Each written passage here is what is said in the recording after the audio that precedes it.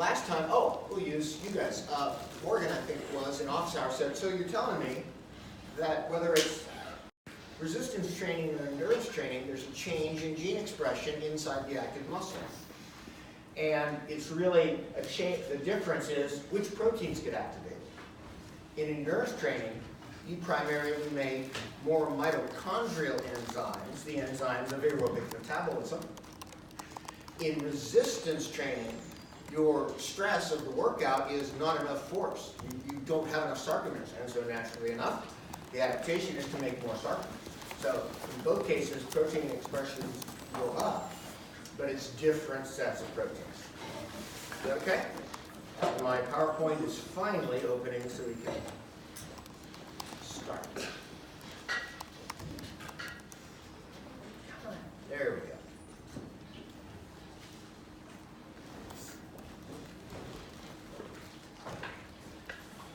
Let's see, do I have off time today? No, I don't, but I have, some of you may be dropping by to see me around 11, that's okay.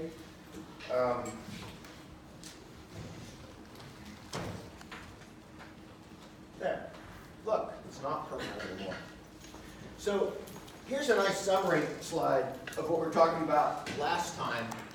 It's a little busy, but here's the untrained state.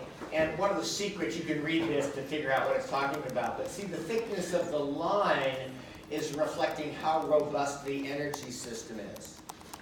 And so notice that in the untrained person, they're heavily dependent on creatine phosphate, myokinases, thick lines, and the anaerobic production of lactate. The mitochondrial line is thin. With training, and we'll learn more about the signal in a moment, but one of the things that's happening during training is you're getting, as the energy state of the cell drops, you get a lot of AMP, and there's an activation of what's called AMP protein kinase, which I think many of you have heard of protein kinase. It's usually a signaler of low cell energy status. And so besides doing some immediate things that help you survive the workout, the protein kinase does some longer term things, which is via an intermediate called PGC1 alpha. You'll see it a few more times. It actually stimulates mitochondrial biogenesis. See, you've got tripling of the mitochondrial background. And so this is that increase in protein synthesis. It turns out to be specifically mitochondrial proteins from the mitochondrial DNA that are amped up. Oh, amped, how funny. That are amped up during endurance training. It's kind of interesting if you get into the details. We talked at the beginning of the course about how they're subsarcolemmal mitochondria, and they mostly run the membrane. Realize that with chronic exercise, the cost of running a membrane has not changed radically. And so the submitochondrial population doesn't change as much. It's the intramyofibrillar population that you're beefing up when you do aerobic work. The intramyofibrillar mitochondria have a higher respiration rate to begin with. So they're the real, these things are more like trickle chargers that just keep the sodium out and potassium in. You don't need to know that. This is from the first lecture in the class. Apparently I talked about it already. So look, you have more mitochondria if you repeatedly, for days and weeks, do workouts. And this is pointing out that it's the very changes created by the stress of the workout. A drop in adenylate charge, higher intracellular calcium. If there is an energy deficit, AMP protein kinase gets activated, and this has downstream effects that involve synthesizing. All right? So the stresses of the training bout are the triggers of the reformulation, the rebuilding of the body. And we're talking a little more detail because we're about to come over to this topic. And you'll notice at the bottom, you still have your synthesis, here's biogenesis. So you're still making new stuff. But with endurance training, we've just said that if the energy charge is low, AMP kinase activates PGC1 alpha, pyrogalol, I can't remember the rest of the name. And this is a primary activation for reproduction of the mitochondria. They're mitotic equivalent. Remember, they used to be free-living beasts, so they still can do something that looks like mitosis. Am I making sense? So now, for the rest of the lecture, we're going to start, I think, one more slide about aerobic. Then we're going to change over to strength training. And the issue is not going to be a drop in energy status in the cell. The issue is going to be not enough force. Notice we think that we don't know, actually, how we transduce the signal of I'm overloaded, but we think it has something to do with the costamere. See these proteins that are stuck through the membrane? That's the logical place, since that's the only place where the total force coming out of the muscle gets signaled. We suspect something in the costamere is performing a signaling function. Hot area of research for the next 10 years, probably. And you'll notice that in strength training, what gets activated is a beast called mTOR, another phosphorylated enzyme, much like AN protein kinase. But mTOR phosphorylates a whole different suite of precursors. And these precursors tend to stimulate sarcomeric protein synthesis. Okay? One little pause as we pass on is that, some of you, and I have a great way to do this slide so that as a review. So we just have talked about high intensity training where you really run down. Remember, it's hard to drive the ATP down. So if Drew's doing repeated 1 mile repeats, trying to bring them in below 530s, that's hard. And you do get a drop in adenylate charge that activates protein kinase and says, we need more energy makers, more ATP makers. It is also interesting that low, there used to be a thing in my generation, it was a joke, LSD, long, slow distance. It was a method of training where one went out and just trotted forever. And what's interesting is that also will create more mitochondria in the cells that are activated. And it does that through the long increase in intracellular, so the energy charge never drops in low intensity training. But what happens is hours and hours of elevated calcium activates another kinase, calcium calmodulin kinase.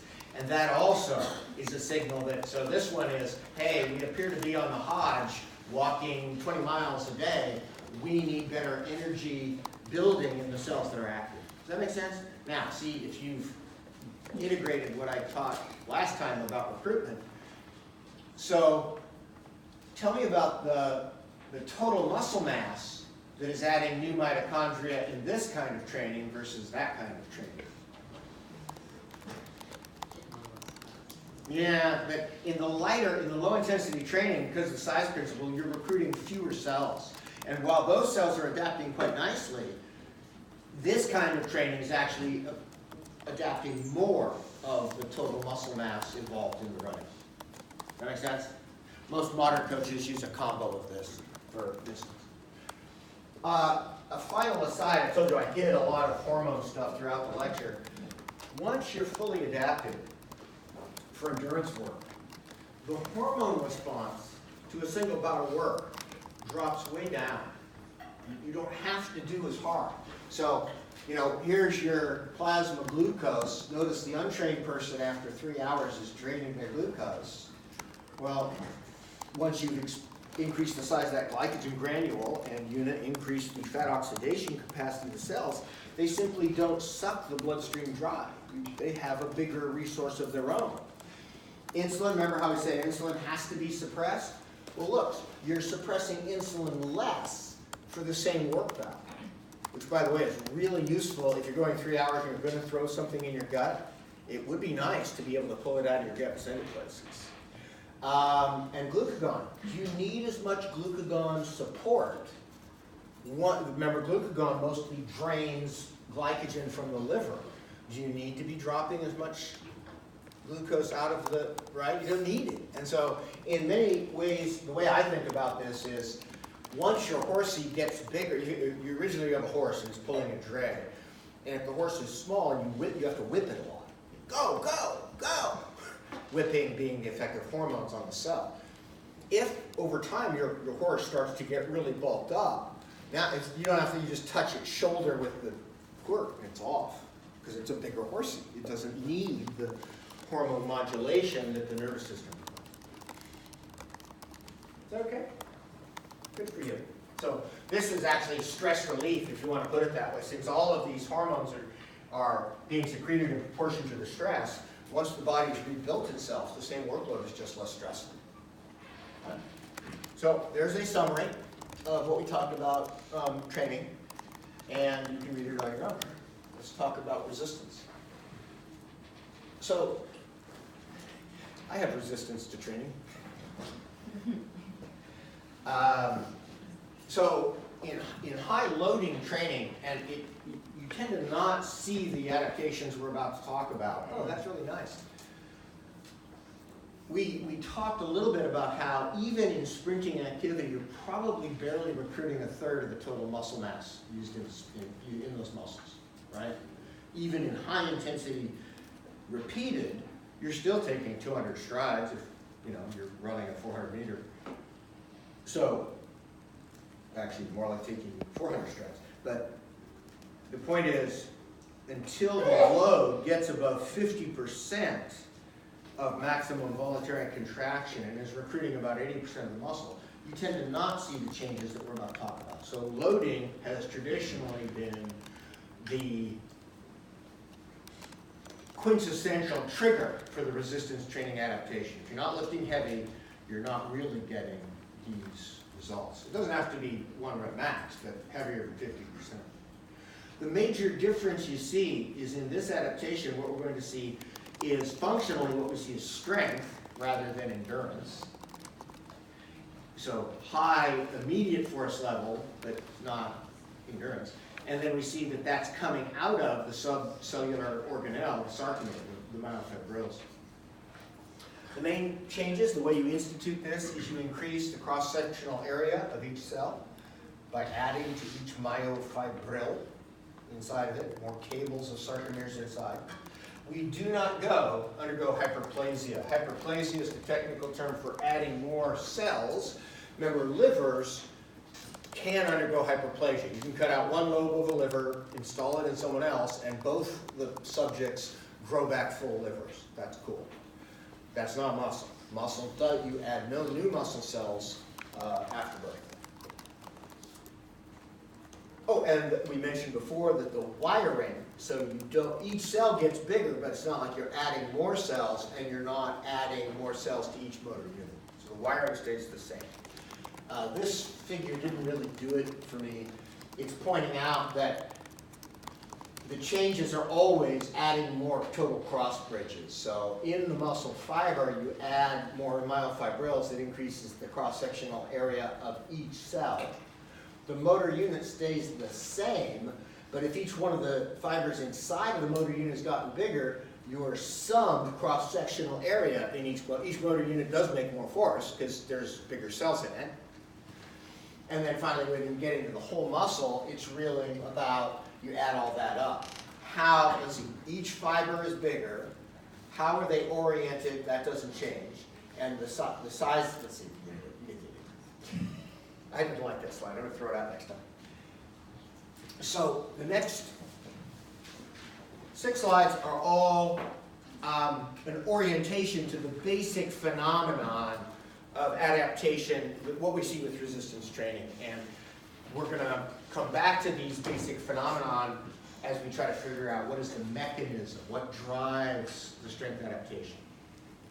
So this is an idealized figure based on multiple studies. So it's like someone ran 30 studies and drew an idealized figure. You can go read the original reference if you want. But what they're trying to show you is, if you just measure strength and you start someone on a strength program, you get large increases in strength early on, and then it slows down. I would personally not have put steroids on here. It's not a good idea.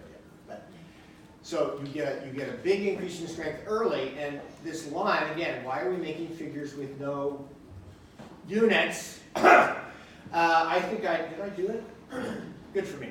Most training studies only go for 1 quarter or 1 semester because they're mostly done at universities on students. And so we know very little about someone who's trained for 3 years, to be quite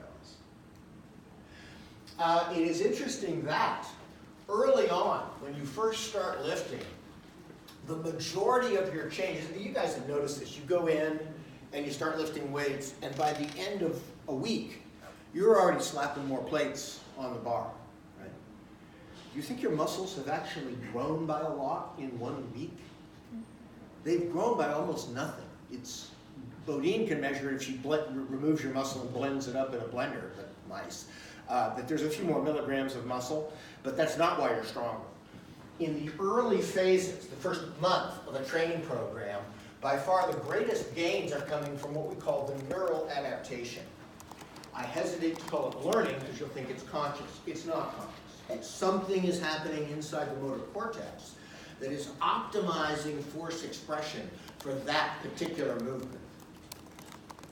So it's almost like a form of unconscious motor behavior learning.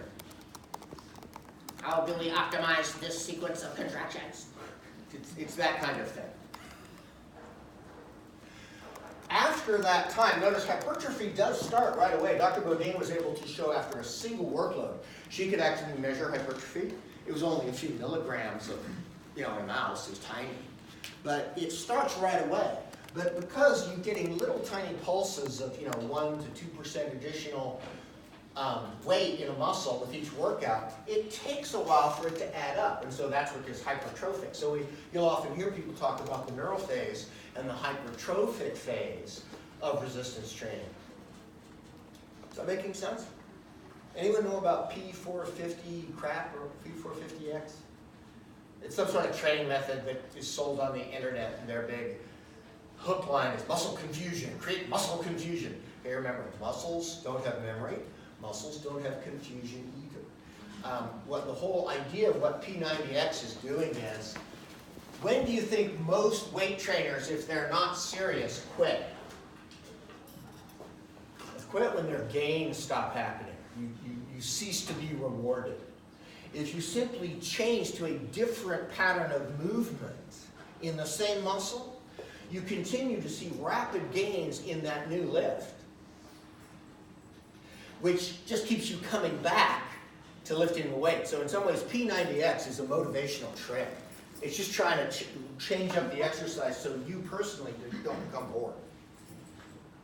The most motivated person in the world does not need P90X. You just keep lifting. Am I making sense? Okay.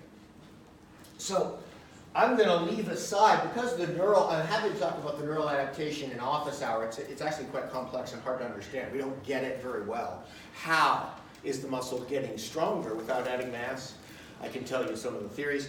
But what we're going to focus on for the rest of the time is hypertrophy, because that we can track more easily as a change in structure.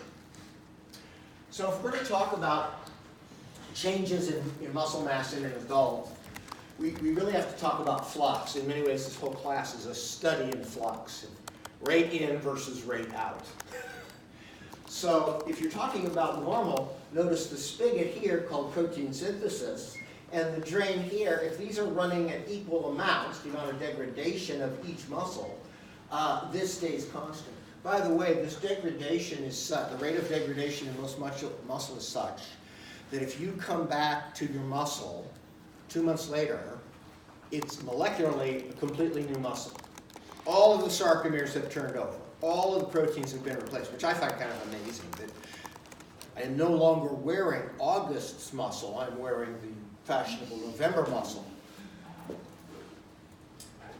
In atrophy, atrophy is sort of defined by either you've opened the drain bigger or you've lowered protein synthesis, but your synthesis is not keeping up with degradation, and so the level drops. That's atrophy. We're going to talk about hypertrophy now for the rest of the lecture, which is, notice, you could shrink your drain, so have less protein degradation, or increase your synthesis. And I have to say, steroids tend to shrink degradation, which means you're keeping a lot of obsolescent muscle around. You can show that steroid muscle is not very good muscle. It's messed up in a lot of ways. The natural effect seems to be to mostly augment synthesis with some small changes in degradation. So, let's look at some of the details of what triggers muscle hypertrophy. The first one, and probably still the elephant in the living room for muscle hypertrophy, is loading. Loading, loading, loading, followed by loading. So this study done in mice, I believe, and that mice ran. As you know, mice are very happy to run a 5K every night if you give them a wheel. They volunteer. They love to run. So if you just monitor their running on a free wheel here in the mice, and I think what they did here is they took the wheel out after an hour. That's how you shorten their distance. They'll just keep running as long as the wheel's in the cage. So they'd let them run until they reached a kilometer or two, and then they pull the wheel out.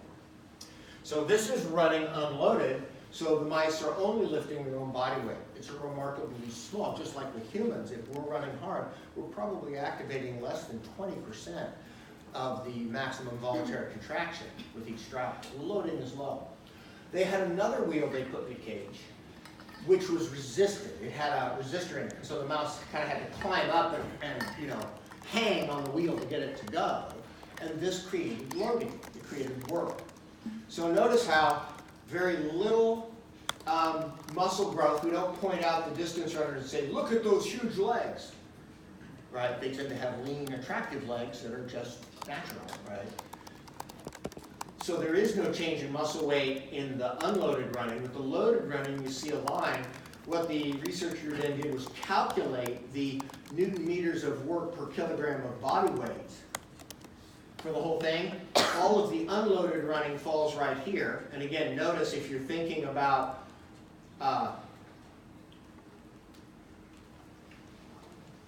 it's hard to make words. This is probably not enough to trigger synthesis. Say if they're running fast, they're using 30% of muscle. Didn't I say you need something like 50% of muscle recruited before you start to see hypertrophy? And so this line almost perfectly does what I was saying, that you need a certain amount of overload in order to create the hypertrophy response. Did I say that okay? Okay, so that's big. Because of the size principle, I've said this once, but I just want to make sure that you guys get it.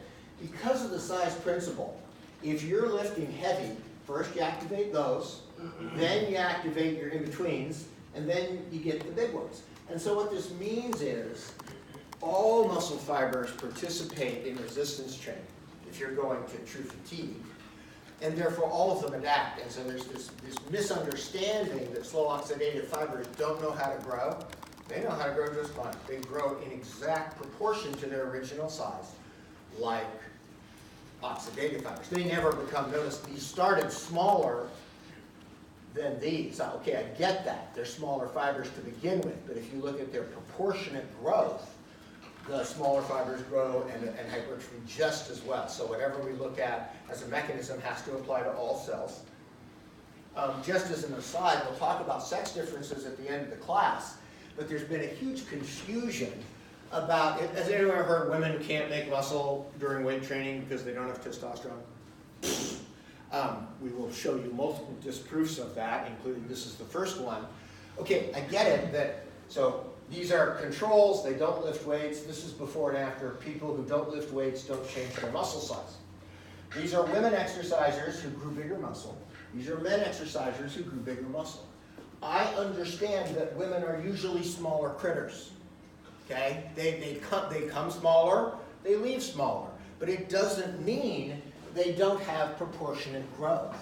And so if you take these changes, this is a 15% muscle growth in the males based on their original size. I recognize at least a 10-fold difference in circulating testosterone, but the women grow proportionally exactly the same. We'll talk more about where everyone got so confused about. Testosterone does make muscle growth, as does estrogen. You know when it makes it? When you're 13. So you're about 18, and then it's done. So that's where the confusion arose. In adults, you cease to see any difference. Let's see. Contraction type is not as important as loading. You have to do these studies in animals because you can't, it's really hard to get people to do pure eccentric training, but in In a laboratory, you can control exactly the amount of force that's made through time and distribute it by, this is isometric training, so beginning and end, concentric training, and eccentric training. And you'll notice that every form of loading creates more muscle mass, but this is not different than that, it's not different than that, it's not different than that. Are you with me so far? You'll often hear people tell you that eccentric training is the better kind of training because the high levels of loading. It is very good for connective tissue, and connective tissue is part of strength. But if what you're talking about is sarcomeric hypertrophy, all types of muscle, as long as you're taking it to fatigue, all types of contraction give you the same basic outcome.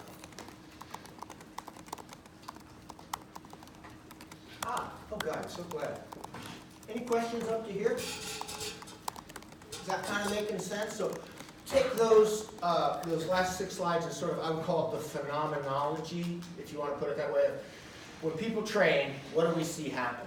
Because that's, you're going to see next lecture, we're going to search for what is controlling adult hypertrophy, because there's a lot of evidence that all the stuff we thought about that was controlling it through the night from 1970 to 2000 was basically wrong. It's not being controlled by hormone levels. It's not being controlled by IGF-1. It's not. Adult hypertrophy almost seems to be its own little beast that nature has installed in the adult, which I kind of like. Think about humans the way we're widely distributed over the planet.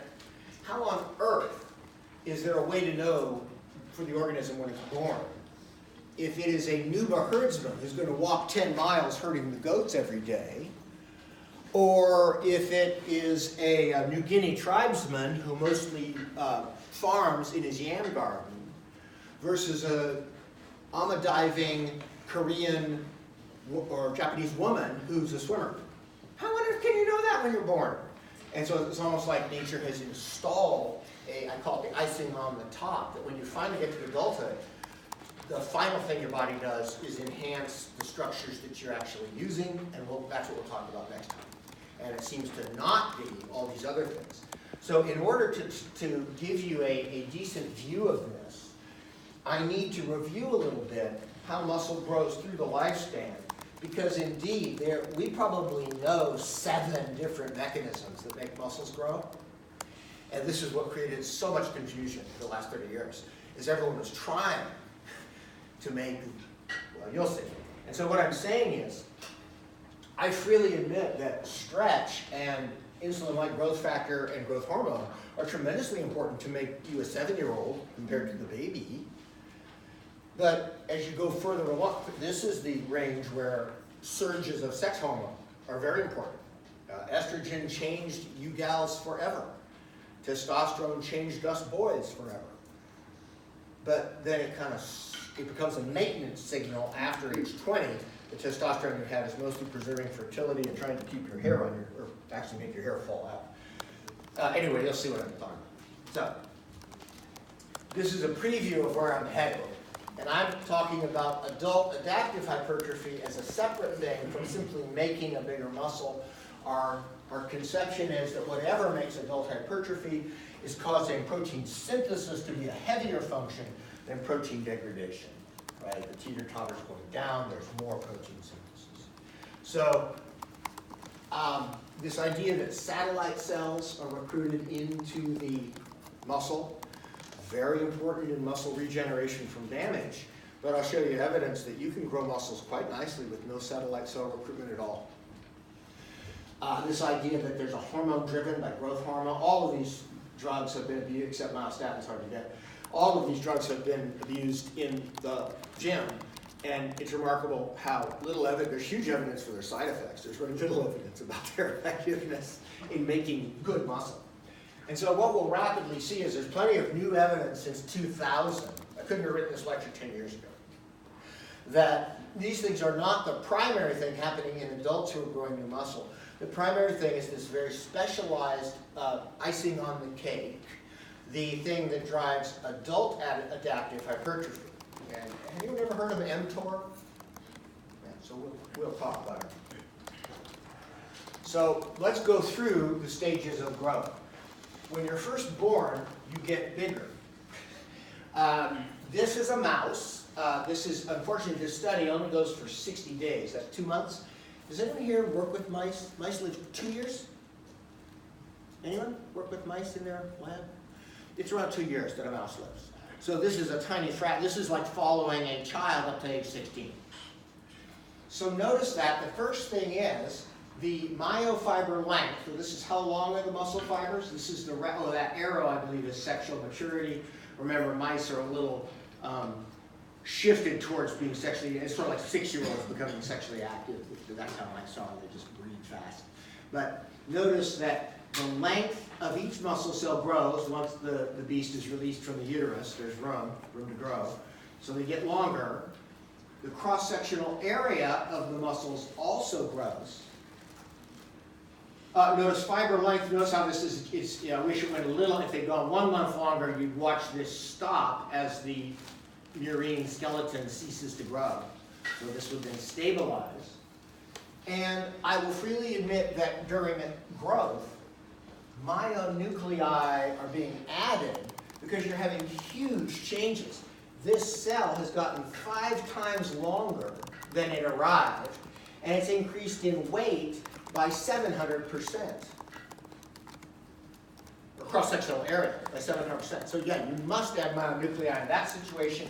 Notice that once you've established the basic adult parameter, that's these last 20 days here, you start to stabilize and cease to add myonuclei, even though growth is continuing. So apparently myonuclei are important for ginormous growth, to use a technical term. But for smaller scale growth, it looks like myonuclei are not essential. And we'll talk about this. Hey, by the way, we're going to use a term that you guys won't get right away, which is what's called the myonuclear domain. It's the concept that each nucleus is serving or providing material for a certain amount of cytosol around it, right, the sarcomeres that are nearby. You realize that if your muscle cell is this long, the myonucleus here cannot provide the diffusional distance is such, it's not providing stuff for this end of the muscle cell. And so the myonuclear domain is the concept that each nucleus inside a muscle cell basically is covering a certain area that we do not yet know. It's a concept, but I'm responsible for this area. Down here, we better have another myonucleus, and you'll be responsible for this area. Okay? Notice the myonuclear domain is essentially fixed throughout life. Each nucleus is in charge of a certain amount of tissue. Okay. Didn't I mention that stretch causes growth? Stretch causes growth. I thought I'd show you that in detail. It's from Dr. Hawley's PhD dissertation here at Davis. This is a chicken. Look, a chicken. The chicken's wing, chickens normally walk like they're very terrestrial. They fly only in emergencies, and they normally keep their wrists up in their armpits. And there's a muscle called patagialis that does that. If you stretch the chicken's limb out, that's what this structure is doing here. That's a spring-loaded cylinder that is nailed into the chicken's bones. You force the wing out, 2 things happen. The patagialis comes under a tremendous stretch. And because the center of mass has now moved away, the wing tends to droop. And that puts the equivalent of the latissimus dorsi trapezius complex under stretch.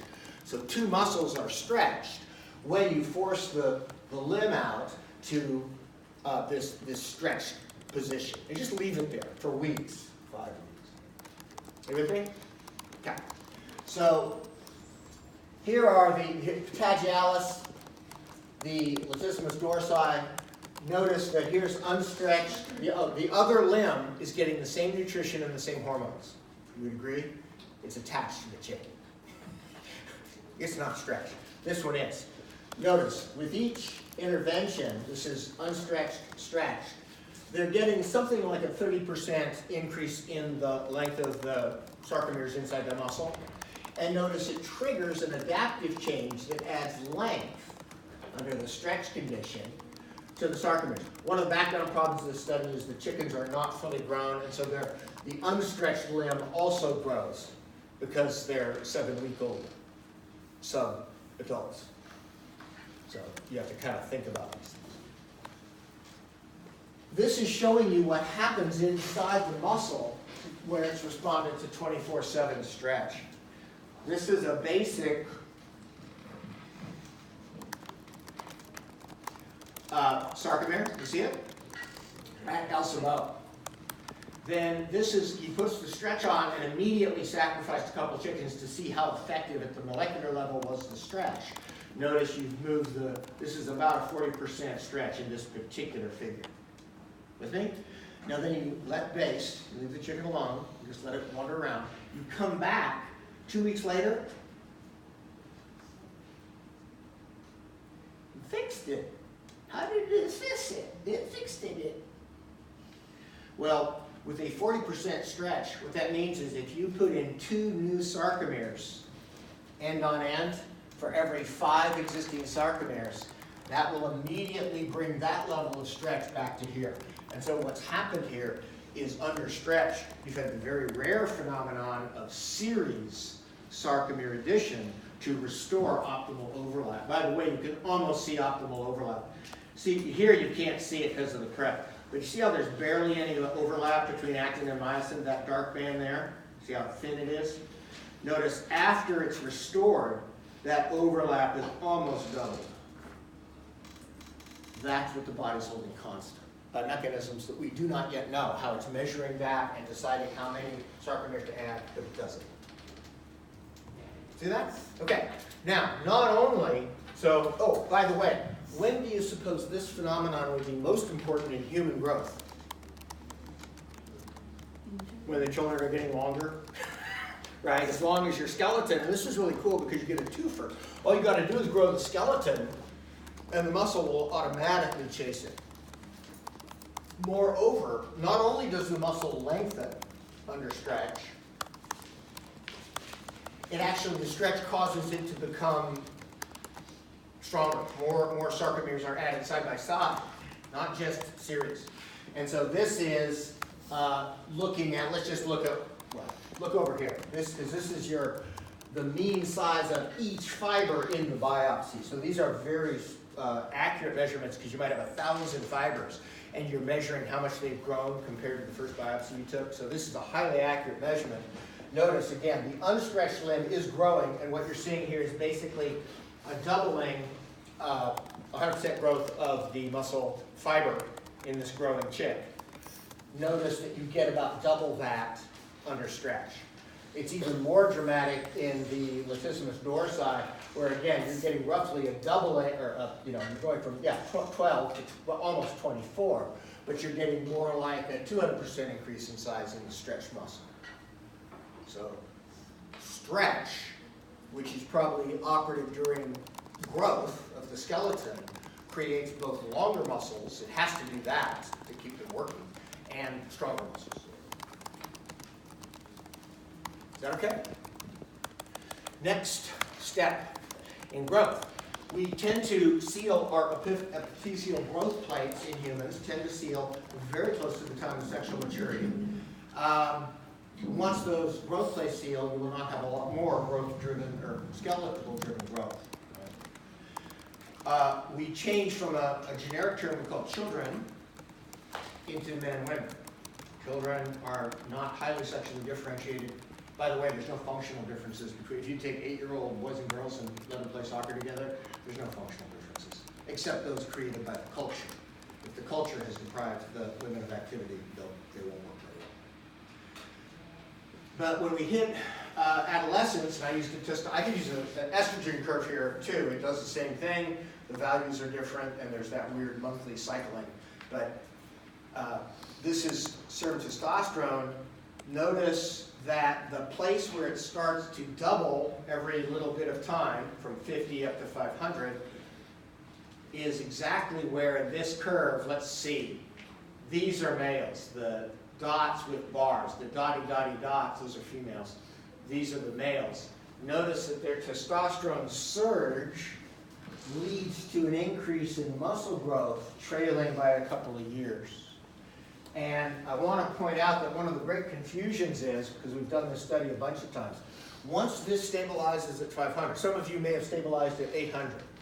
Some of you maybe let's have me be low in testosterone. I stabilized bless you, at 300, if you take adults who have, 100% difference in their testosterone levels and you train them with weights, anyone want to guess what happens in terms of their growth rates? They're exactly the same. So my take on testosterone is the stable level is not the signal for growth. It is the delta level. And this is why I freely admit that exogenous testosterone given to a person will recreate their adolescence. But the problem is you have to keep doubling the level of testosterone in the blood every couple of months. And this is why you start to get such huge side effects. All right. Any questions up to here?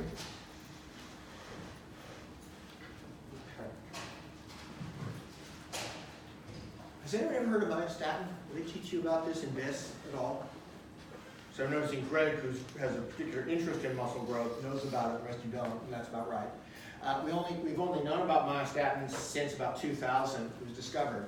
And as the word says, muscle stopper. Why don't we just continually grow throughout adulthood like an insect or a snake? And it's expensive.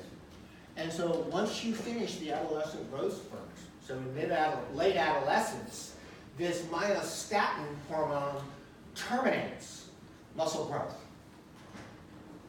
Right? Well, we discovered it by finding there were certain, mice are not supposed to have huge triceps like they've been benching, right? Gigantic glutes. That they discovered a natural wild type knockout who lacked this. And these mice, this was called Mighty Mouse when he was first reported. Here he is stripped of his skin, and you can actually see these huge gluteus, hamstring, the erector spinae, the things just. And so this led to the discovery that, natural childhood growth is terminated at an appropriate time. Now, since then, this discovery of myostatin, it explains something in Belgium. They had bred this peculiar mutant form of cattle that made about twice as much muscle per unit of whole cow. And they were called Belgian blues, or double-muscled cattle. By the way, this is not a good thing. They're so heavy, their tendons and hooves break down, so they're almost never used as purebreds because the purebred have vet bills that you can't afford, that you breed them in crossbreed with others. But it's a partial myostatin knockout. And since then, we found multiple human children. See, children shouldn't have a big lat that has a cut on it, or a bulging, right? This child it hasn't even walked yet, and it's got this huge gastroc. This is a myostatin knockout. Right? So, by the way, if you were thinking that myostatin, the way that this could possibly be an adult hypertrophy signal would be if you inhibit the inhibitor. So what if when you lift weights, what you did was lower your own myostatin levels? You see how that could restore growth, right? So that was one of the theories that has been floating around for the last little time. Is this okay? So I'm not answering any of the, I'm just getting, what have I put, about 5 things on the table? Satellite cell recruitment, stretch-induced growth, hormone-driven growth, and the fact that normal childhood growth is terminated by myostatin, an inhibition of which would once again begin growth in muscles. Is that okay? So the last phenomenon I want to talk about, what happens to, you guys may have old people in your life, you certainly have me. What happens to old people's muscle masses? You shrink. Anyone have like an old aunt or uncle where you start to see, you can actually see the bones because the muscles between the bones have shrunk away. And so the bones now are visible in their hand. You seen that? And you have, I'm sure you have an aunt or an uncle who, a grandparent, you say, hey Pops, would you take, we're going to go to the mall and we'll get you a Cinnabon. Oh, a Cinnabon? Oh, I want a Cinnabon. Now, hang on. Have you seen that behavior? The hand assist, the rocking for momentum. By the mid-80s in age, most humans have lost 50% of their muscle mass. If you've lost 50% of your muscle mass, your body weight and your 1 rep max are the same. So think about Gramps getting out of the chair now. Yeah! Does it start sound familiar? They're doing 1 rep max. So the phenomenon of loss of muscle mass, do you guys know this word? Sarcopenia? Remember, sarcos is flesh. Penia is the lessening of. And so sarcopenia is the lessening of the flesh. And this is not atrophy. This term refers specifically to age-induced muscle loss. So notice I put on a time because they didn't and they should. But during adult life, you grow. Oh, cool. Satellite cell recruitment, skeletal stretch, surge at adolescence, myostatin expression, long-term maintenance. By the way, if you go to work for Microsoft at age 22 and start writing code for the rest of your life, never leaving your desk, you know what happens? If you're Dr. Shafrath and you're a complete butthead and all you do is exercise as much as you possibly can, so this maintenance phase is heavily dependent on the adaptive hypertrophy that we're going to study next lecture. Right? So what do you do if you would like not to fall apart badly? I've lost, normal people by age 60 have lost 20% of their muscle mass, and it speeds up after that. This actually shouldn't be a line, it should be a curve. I've lost 2 to 3% of my muscle mass. So it's quite impressive what you can do without extreme. It's not like I lift weights all day long. And then, so this would be sarcopenia, this loss, accelerated loss of muscle mass in advanced stage. Oh, if we're going to explain adult changes, we also have to be able to explain that. And that's what we'll do next time. So, a convincing, oh, I have just enough time. We're going to, next time, try to figure out what is driving adult adaptive hypertrophy, because no one has really known until about the year 2000, and it really took until now to have a clear enough picture to make a guess. We want a mechanism, and so when you do, for instance, a resistive weight lifting, whatever this mechanism is should go up, should be activated. So whatever the thing is that's creating the growth should be triggered by the things we know trigger muscle growth. Stretch, whatever it is. Not stretch, sorry, different. Then we ought to be able to block, if we can block the mechanism, that should prevent muscle growth. And so just remember that, because next time, for instance, we're going to look at muscle, we're going to look at a satellite cell recruitment. We're going to block it completely in animal models, and the muscles still grow with weightlifting. They grow just fine. It implies satellite cell recruitment is not essential for adult muscle growth. We'll do IGF-1, insulin-like growth factor, which a lot of people think is driving muscle growth. Yeah, when you're 2. But we have animal knockouts where they have no IGF, their IGF-1 receptors are gone, and yet they grow muscle perfectly as adults. So that's a tee-up for next time. We'll talk about it. All right? Yay. Good for you. No office hour today. I will be in